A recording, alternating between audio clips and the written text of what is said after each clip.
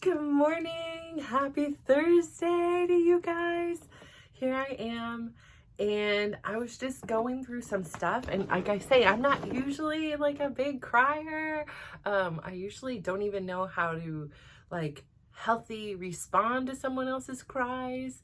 But I'm here, and I just felt like in this moment, like I really didn't have anyone or anywhere else to kind of reach out to, and it just like kept calling me like I just need to do this. Like it's just really hard. Like, a couple days ago, I remember I was walking down the stairs, and for the first time in a long time, like Chris had looked at me like a human. It was like I don't know, it was this like kind of like unfamiliar look.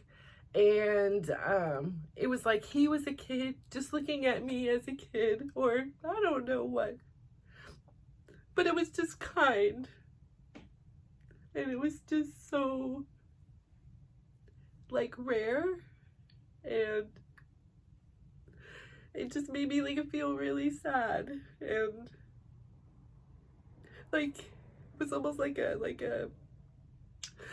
puppy, like just kind of looking for like something, like something, like he had seen something he like a toy, or whatever. It was just like, it was just kind, and it wasn't full of like anger or resentment or like intent to harm. It was just very sweet, and I didn't respond. Like I just kind of was like taken back. I was not expecting that. And so I just, continued on, finished walking down, and got my water, and, went up the stairs, and like never said anything. But it was so sweet, like, to like see that there is some part of him in there that doesn't just hate me, and like that resents like everything that I've done to like change myself. And like it's just so sad, like, to think like I've spent half my life with this person, and like I've given up so much of my life like to make his life easier, or I don't know, like just to make everyone else's. And like I feel so much guilt for like, and responsibility for like what he's experiencing right now.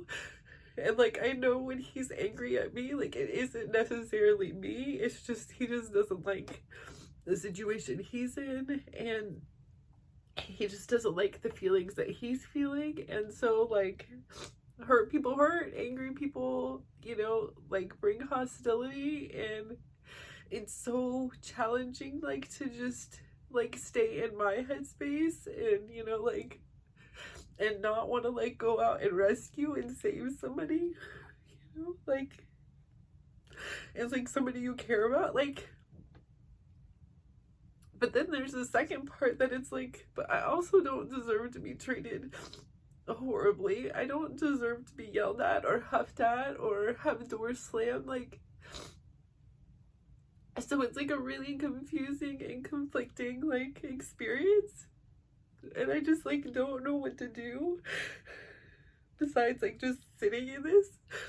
Like I just want to fix it. Like, I worry, like last night my kids are sick, so they like keep weird hours when they're sick, right? Because they're sleeping in the morning, and then they don't wake up till late, so then they're up late, and then I'm about to go to bed, and they were like, can you please get us yogurt? Can you please give us a bowl of sherbet? Can you please, cut up some cheese? And so they're like, because we're germaphobes and we don't want to get sick, like they have a fridge in their room, there's a bathroom in the room, like it's the infirmary. And so I come down, and he sleeps on the sofa, because like the status of our relationship, like I said, most of our marriage he did, and like he had chose to sleep on the couch, like for whatever reasons. Like if I put on the TV, it pissed him off, and like I can't sleep without the TV. I mean, I can, it's just really hard. Like if I travel or things like that, like it's just, I know it's like a bad habit, but like just to have it on, it just like used to silence my mind, and like it just didn't make me think about everything. And then also, like when I grew up in the house I grew up, like I swear my room was haunted. I'm not just saying that to be like funny, but like I remember after I had moved out and like went to college, like my grandma had a priest come to the house, and then like I guess he went into like my room and like started like doing crazy prayers, and like was in there for more than he was in the whole other rest of the house combined. And so like, you know, I don't know what was going on in there, but like I would just hear so many noises and disturbances. So like falling asleep with the TV with the timer on, like ended up like relaxing me or whatever, enough to fall asleep. So anyways, like, and he needs it to be silent, and so just like, you know, every move I would make would disturb him. And then like if, you know, I struggle with sleeping, so like then if he would snore, I would be like laying there just awake, and I can't put on the TV. Like I would have all this anxiety, and like I used to snore really bad because I was overweight. I was probably having apnea. And so like he would just not, most of the time, just sleep in here. He'd be like, I'm out of here. Like if I put on the TV, he'd like angrily leave. And like there was never any like consideration of the impact on me. It was just like when he wanted to leave, he would leave. When he wanted to come back, he would come back. And I just, you know, went by the float of whatever he wanted to do. And so months, years would go by. And then when we just, you know, back in, you know, late 2020, early 2021, when we like rekindled kind of like, okay, we're going to give this a shot. We're going to work hard. We're going to, you know, do therapy. We're going to, you know, try to do these date nights. We're going to do these Gottman things. We're going to do all these things to try to like reconcile and keep this family together.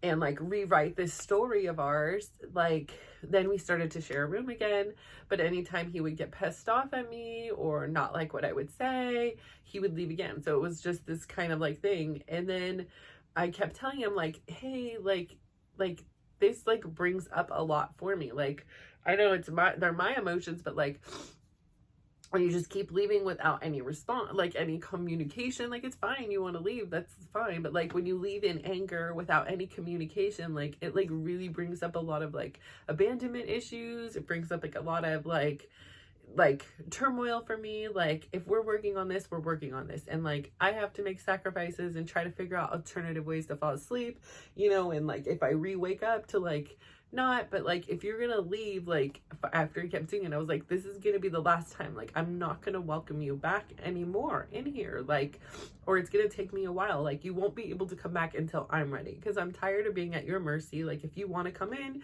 you come in. If you don't, you don't. And then there's no communication to me, so I'm just left to like create these stories in my mind. And so he left again, and he was like, I'm done, we're getting a divorce, all that stuff. And he left the room, and I was like, and you cannot come back. Like if you want to come back, you are welcome to come, like, and we can keep trying, but right now I do not feel safe. I do not feel comfortable just allowing you to come and go as you please without any consideration to me, like how it makes me feel too. Like I understand like you're feeling flooded, and a lot of times it's the best thing to do is to just remove yourself, but we also have to come back again.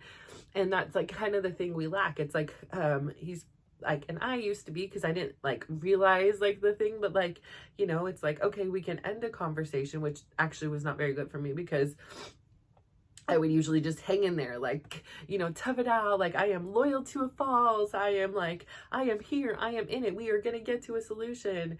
And that was kind of my philosophy. And then he would stay in a conversation until like it was like he was too flooded and just didn't know, and just storm off. And again, that was probably the best thing, because, you know, like tempers arise or whatever. But yeah, so like, you know, and I get blamed as if it's my fault that he's not in this room. Like, you know, I get it. So last night, you know, he had came home, and it was like pretty quiet, you know, in the house. Everybody was behind closed doors. He came home, and, you know, I'm not even sure what he did. I'm sure he ate, and then I went down. He was watching a show. I kind of did some small talk, and I went back down again, got some water, and he was now, you know, playing a video game. I'm like, oh, we moved on to the video, you know, whatever, like just small talk. And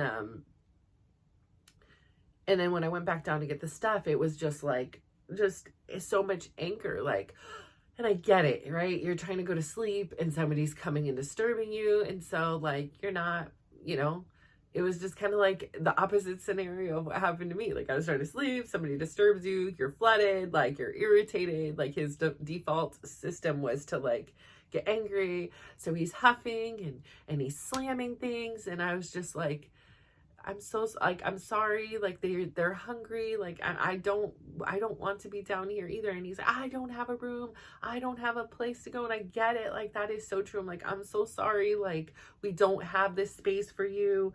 I'm so sorry that this is the situation right now.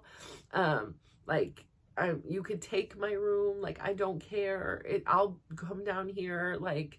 And then like I keep trying to like be quiet, and you know when you're trying to be quiet, like it's just the times that you're the loudest. You bang something, you hit something, like you're just like every spoon makes a noise, like everything is on a microphone.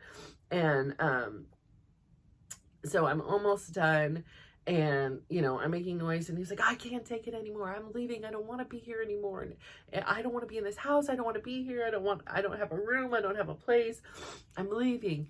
And then I was just like, Chris, you got to do what you got to do. Like, I'm trying my best here. Like, you huffing and screaming is not making me any more quiet. Like, it's making me really nervous. So everything I'm doing is like bobbling. Like, I'll be done in like 4 minutes. Like, I'm almost done. And he was like, I'm leaving. And then, you know, gets up and like stomps out of the house and leave. I'm like, do you think it's gonna be any quieter like out in the world wherever you're gonna go? Like, I'm almost done, I'm so sorry. Like, usually you're up, like it happens, it's not intentional. And then my son comes down, or our son, you know, Bradley had came down to get some water. He's like, everybody just comes down when I'm sleeping, and no, and him and I are just in the kitchen, and you know he's going on. And it's just yeah, so he ends up leaving, and then I just have this terrible just like feeling in my stomach. Like I drop off the food at the boys' room and I just lay in bed sick. Like I just feel like horrible. It wasn't my intention to disturb his sleep. It wasn't my intention to bring up all these emotions for him. It wasn't my intention to like hurt him or harm him in any way. And then it's like, also, like, again, like I say, it's this conflicting thing, because it's like, but I also, like, I get that you're hurting and all that, but I also know that, like, I don't deserve to be talked to like that. And so, like, it's like, on one half, I'm feeling very, like, sad that I'm being talked to this way. I'm, like, frustrated that I allow it. But on the other side, I feel so much guilt and sorrow, and just like I want to fix it, like I want to help him, and like I know it's not true, but like in the back of my mind I'm thinking, if I would just let him come in the room, if I would just do this, then he would be okay. And that's what I would do, that's what I did all these years. But then it's like compromising where I'm at. I don't feel safe. Like I will give him the room, but I don't feel safe in a space with somebody who is so just like I'm predictable. Like I can't, it's just like when I come into my room, I just want to feel peace and I want to feel tranquility. And like my room has become my office, my room, my workout place, so it's like a little 10 by 10 room that I'm trying to squeeze every inch of like peace as I possibly can out of it. And make it like be my little sanctuary. But like it's just so hard because, you know, like I'm laying in bed and I just have a pit in my stomach, and I send a message. I'm so sorry. Like my intent was not to hurt you. My intent was not to like upset you or awaken you. Like I'm really sorry. Like, and I wanted to be like, and please, can you be mindful of the way and I'm like, you know what, I'm just not going to go there with that right now and give him any more reasons to escalate. Like I can circle back to that another time. or another conversation, which hopefully I will, because this is my tendency, is to say, oh, don't do anything to rock his boat because his boat is rocked. And, then I just forget about it, decide, nah, it's not that big of a deal anymore, whatever. But, like, I just, I feel myself also like repeating this pattern. And so it's like, I want to be supportive and kind. Like I said in there, like, I'm happy to support you. You need to, I know you're having a difficult time, and I'm really sorry about that. Like, that sucks. Like, how can I support you? Like, I just need to know that so that I can show up the way that you need me to show up. Like, this time, like, I don't know. Like, sometimes somebody wants somebody to just sit and listen. Just wants somebody to just sit and not say anything. Sometimes somebody wants, my cheerleading, reframing of like, everything is going to be fine. Everything's okay. And so amidst all of this, I have that going on too, is like the reframing, like, like, this is all happening for a reason. Like, he will learn. This is his, these are his choices. You're learning because you're trying new things. But then it's like, I slowly slip into my old things. And, I'm doing things that, like, I feel are either like fueling him up, and maybe I should do all the time. But, when there's, a squeaky wheel, suddenly it's getting the oil more than anything else is. And so, yeah, like, he didn't respond to my text. At first I said, I'm done. Bradley and I are nobody's in the kitchen, we're done. He didn't respond. And then, maybe 15 minutes later is when I was like, I wasn't my intent. Like, I apologize. This is, this is an unfortunate situation. I know you're going through a lot. So,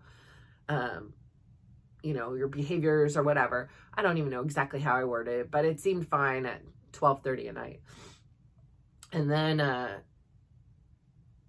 he didn't respond. And then maybe another 15 minutes goes by and I can't sleep. I've got a terrible feeling in my stomach. I'm like, can you please just text me and let me know you're safe?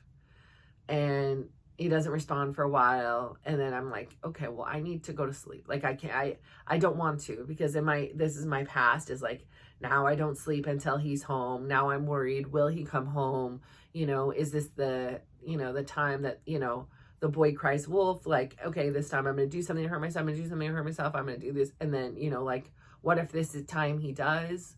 So I starts bringing up all these emotions and stuff on me. Like, I had witnessed something terrible when I was young. I don't want to go into that one today.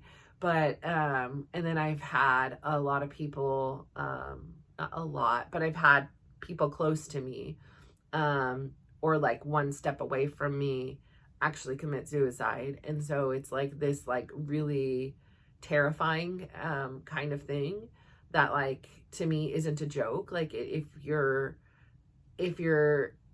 I believe you. Like, if you're saying it, you're going to do it. And I know that there's times or whatever, like, but every time that you're saying it to me is like, it is like a possibility. It's not like, whatever. Like, and I get it. Like, it's hard to gauge because sometimes we're just flooded and we react and we say things that necessarily we don't mean.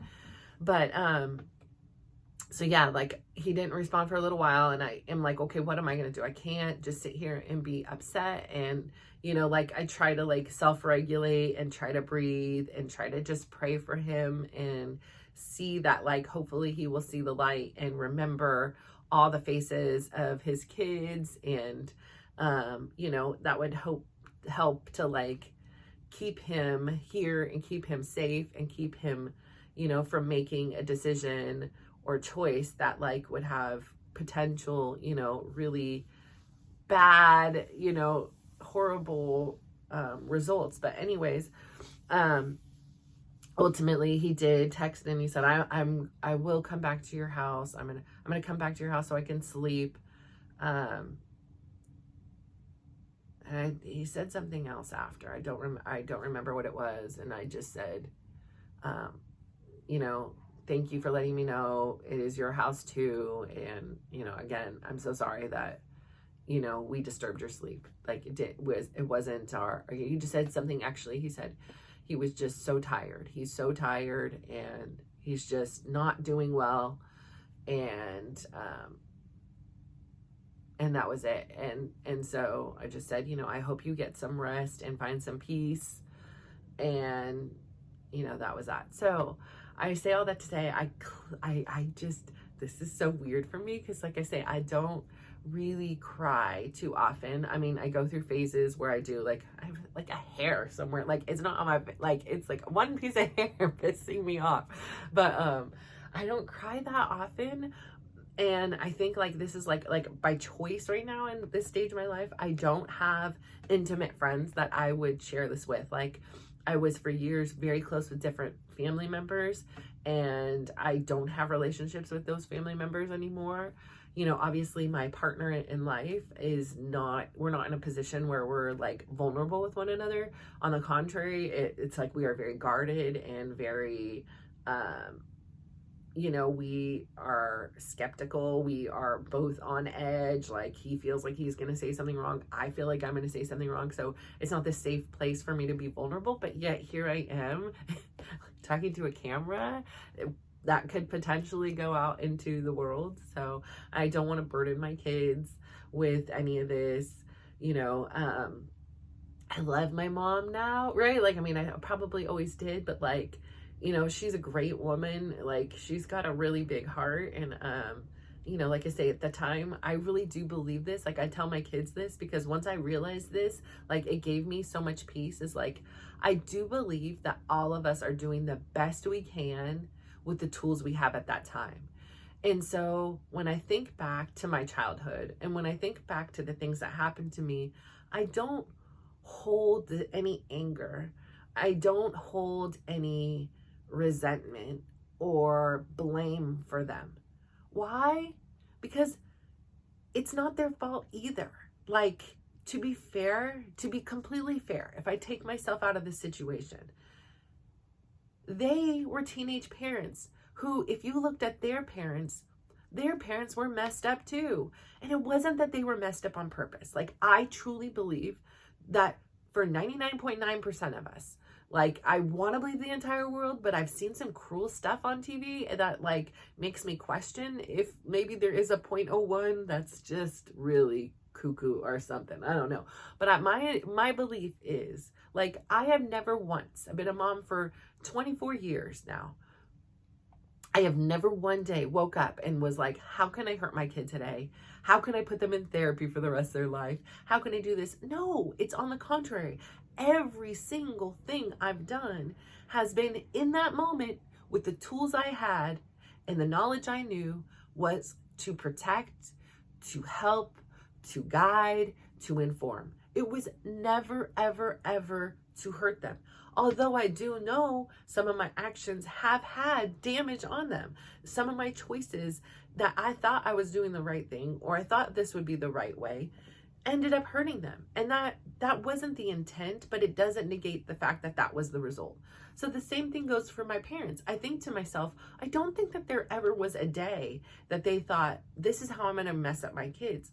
And even when my mom decided to move away, like, I think in her mind, it was to protect us. Like, I think that there was love in that decision.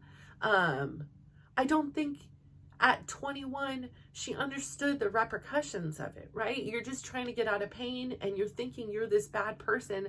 So I'm going to remove myself. Like, I can't not be around my kids, and I'm not going to bring them into a situation where, they're around my mom, who's an alcoholic. The house is already overflowing with people. Like, so I get it. Like, I get why all the decisions happen. And then you can't even blame them because you go back to their parents and it was like, sheesh, like one of my grandmas, like, literally was born in Mongolia, and she was raised by her auntie and her grandma in China, and her mom was someplace and her dad was a fur trader off someplace. Like, we are all messed up, but we're all doing the best we can with the tools we have. And that's the beauty of it, is especially with technology, with information sharing and it being so quickly available, like, we are all trying to be better parents. We are all acquiring tools that will enable us to do so, whether it be learning how to validate, like all these different things, like, finding balance between punishing your kids and just letting them have a free for all. Like, you know, like it's the intent, in my opinion. And I just don't think that any of us intend to harm our kids. And I think that a lot of our parenting styles comes from our experiences, you know, what we would have liked to have done differently, and what we really loved, like what traditions like we looked forward to that made us feel special and made us feel part of a community. So I say all that to say, I don't believe that even Chris in this situation has the intent to hurt me, but it doesn't negate the fact that I still am hurt, right? Like, and I still have to withhold my own boundaries to say, I'm a good person and I don't deserve, I do deserve. Let's do that. I do that a lot. And that's another thing I need to work on, is choosing my words a little bit wiser. But I deserve to be treated with kindness or honesty. Like, you don't have to go out of your way to be kind to me, but at least don't be mean to me, even when you're in something on your own. Like, I get it. And I know that's easier said than done, because I can fully admit there have been plenty of times when I'm overwhelmed. You know, call me anytime in December. And I am actively working on not just losing it on whoever walks in the door, because there's a mess, there's clutter, there's expectations, there's birthdays, there's Christmases, there's wrapping, there's unwrapping, there's wrapping, there's unwrapping, there's wrapping, oh wait, do we have wrapping paper? Oh wait, do we have... There's cooking, there's eating, there's cleaning, there's not sleeping, there's this, there's worrying, there's not getting answers, there's planning, then having plans change. Like, it is so much drama in December. Just call it December, drama in December. But I love it, right? I love it. Well, not it, but I love it, but I don't, but I do, but I did. I don't know, it's a work in process. But anyways, I say all that to say, like, I get it, like, because I am by far, I am getting clear on what I deserve, but it doesn't mean that I'm perfectly executing like life and figuring out how to do that. With everybody, I'm getting better. I'm working, you know, like yesterday was a win. And, you know, when he was yelling at me, I really wanted to just, you know, like, rah, you know, back, but I was just like, just trying to stay calm in the situation, you know, explaining like, I'm sorry, like, you know, like, this is just making me, like, I'm like, you yelling and huffing at me is making me really nervous. Like, I'm trying here. Like, I don't want to be doing this either. Like, our kids are hungry. Like, that's all I can say. You know, I mean, I guess I could have disappointed them and said, no, you can't have any food, go to sleep, like, which would have been fine. Maybe I could have done something differently, you know, but, I obviously didn't. And so, you know, we just have to deal with that. But just because I did it, it doesn't mean I deserve to be hurt. You know, it doesn't mean that I deserve hostility. And I just want like that peace. And I want him to find peace. And, you know, it's just, it's really sad. And so, like, you know, like, I feel also a part of me, like, when I start to kind of be kind in this situation, there's like a little bird in me or a little piece, you know, like, there's so many, like, now that I'm becoming more in tune and more aware of what's going on for me in an experience, like, I hear just so many different angles of it. Like, there's a piece of me that feels a tad like not manipulated, but like, I'm allowing myself to, like, again, go into this enabling cycle where it's like, I'm not going to say exactly what I want to say, or you know, like, I'm going to do this. And then it's like, well, why are you doing this? Am I wanting a result? And I'm like, no, I'm not doing it because I want a particular result. I'm just doing it because, like, if he was anybody, I would want to, you know, like, if he was a stranger, I would be kind and I would be like, is there somehow I can support you? Is there something I could do? Like, I would do that to anybody. So why wouldn't I do that to the person that's living with me in my house, who's supposed to be the closest person to me, but as circumstances may be, it's not that way. That's okay. But it also, like, leaves me in this, like, very kind of confused and conflicted kind of zone. And so I think for me, like what's the most important on a day to day and taking it like hour by hour is just to be true to myself. You know, if I want to be kind, send a kind message. Like if he's on my thoughts and, you know, I say, you know, to him, I hope that you find peace and happiness in today. I hope that, you know, something brings you joy. I hope that, you know, you find joy in, you know, a mundane experience. Like I really do hope that for him. And so I feel like that's what's best for me to do, is just to be honest and continue to like reach out and say like, I can offer you this, like, you know, like I can offer you support. Like I just need to be told how. Like I don't want to be doing the mind reading game and try this and try that and does this work and is this the proper response? Like I'm communicating and doing how I feel my part is. And now if he does want my help, if he does want my support, if he does want to not feel alone, I've offered my hand, and it's up to him to take it. And if he doesn't, that's okay too. Like, and I can go to sleep knowing that I at least tried, even if the efforts didn't come into any fruition, and it may seem like a failure, but it's not, because I don't have any regret, because I went outside of my comfort zone when it would easily be possible for me to be mad or hurt or upset. And why am I going to reach out to him if he's hurting my feelings? No, I'm not playing these games. I am a human. He is a human hurting. I'm a human hurting. And yes, he's not asking me about my feelings, and he's not, and I could go on and on about that, but it doesn't matter. Like if I really want to tell him my feelings, I have a voice. I have writing skills. I can send him a message and I can inform him even if he's not asking, and let him know. So I have a lot more power than I give myself credit for, or at least did in the past. And now I'm using that power for goodness. And so again, like I say, like even in terrible situations or uncomfortable situations, I do believe like there is a lesson. I believe actually in the terrible and uncomfortable situations are some of the biggest lessons we'll ever learn. But this is definitely teaching me something, and I don't know where it's going to go, and I don't know what's going to happen.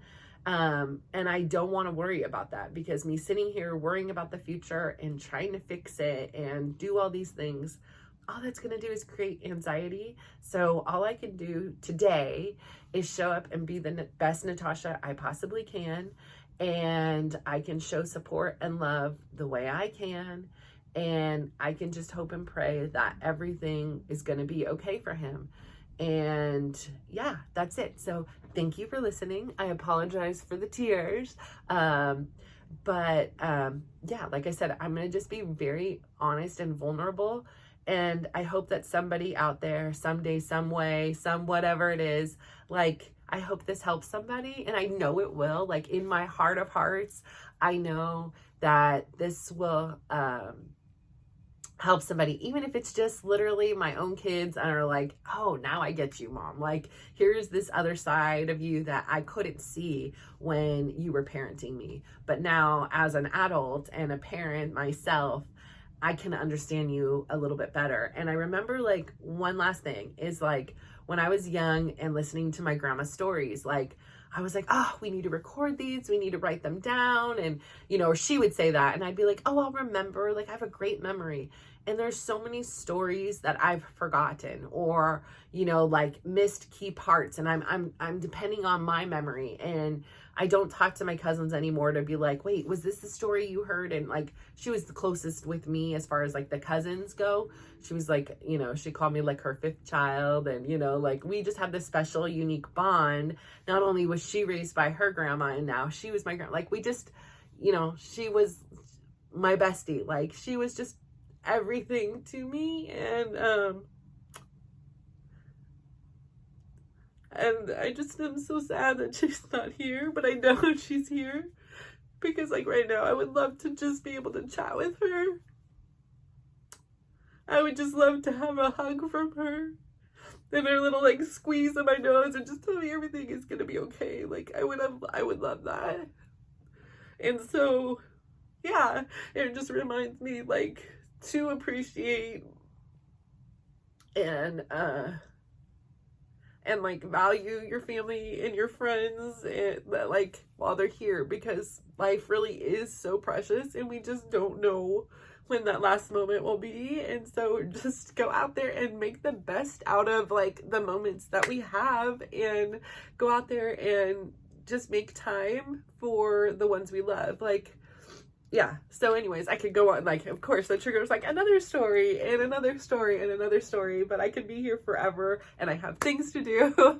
It's a busy day. So, yeah, I will get through this. I am so like confused myself about all the tears, but I think that means like I'm on the right track. I feel like this is like what I'm meant to be doing, and so I hope you guys like appreciate it. And you will see like I am being truthful in that I'm not always crying, but when I am, apparently I am. And I guess it's just some like really heavy stuff that like I've been just holding in or writing and journaling about, but not really letting like any other way to like release it. So yeah, you guys get to be my my little, you know, soapbox over here. I don't know. So thank you so much again for listening to me and tuning in, and I really hope that you guys have the best day, and just go out there and try to spread some joy to somebody, like in the smallest way possible, any way you can. Even if you're struggling, like find a way to like smile at somebody or respond with kindness and compassion, and just know that that person isn't hurting you or being mean to you because they want to. Probably it's because they're hurting so much. But it doesn't mean you deserve to be hurted, but like the intent is probably not to hurt you. I hope like that's what I want to believe this world is. So yeah, so go out there and spread some joy today, okay? Just some one little task, one little thing, a smile, a compliment. Oh my gosh, people just light up. I love giving compliments and just watching someone's face light up, and like the surprise, and you know, it's the cutest thing. I love it. So go out there and compliment somebody, do something nice, spread those little ripples of goodness out there, because we all need it, okay? Thank you. Bye.